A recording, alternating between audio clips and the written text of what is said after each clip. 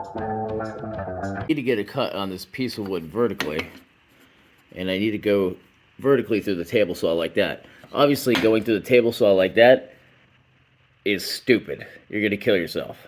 A way to make a quick jig so you can make that cut. Let's take your piece of wood here, have some super glue, CA glue, pop it on the side here, just lather it all in there. Then take something that's a lot bigger that goes through straight and flat, like a 2x4. Not as flat as you can get a 2x4. Hit that one side with the activator.